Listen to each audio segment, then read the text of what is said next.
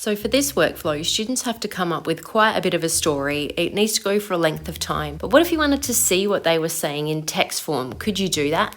How do you get the information that they've recorded using the record audio function into a text format? I had a little bit of a think about it and I thought, what if you did a split screen and then you turned on voice control and then you tap record? Could we get out on one side of pages what was being said in the record audio feature? So I tested it out and we'll see what happens. So I went into settings and accessibility and I turned on voice control.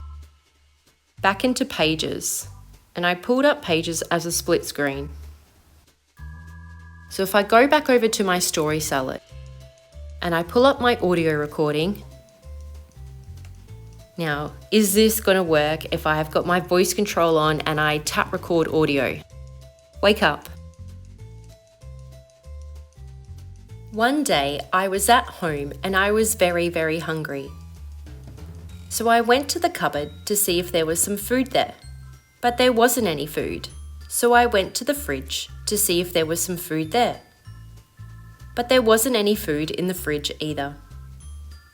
So I hopped in my car and I went down the shop and went through the drive-thru to get a taco. As I was going through the drive-thru, a gigantic green zebra ran down the drive-thru and grabbed the bag out of the lady's hand.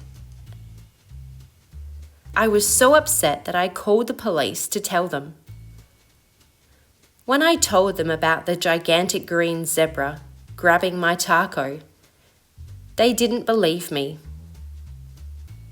and they put me in their car and took me away.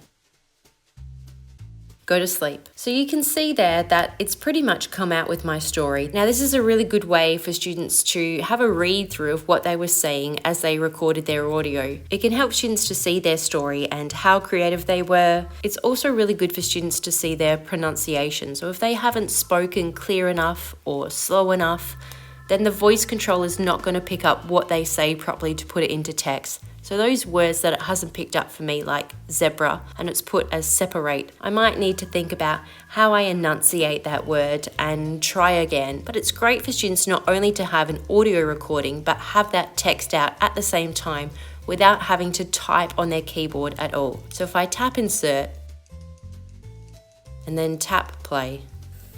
One day I was at home and I was very, very hungry.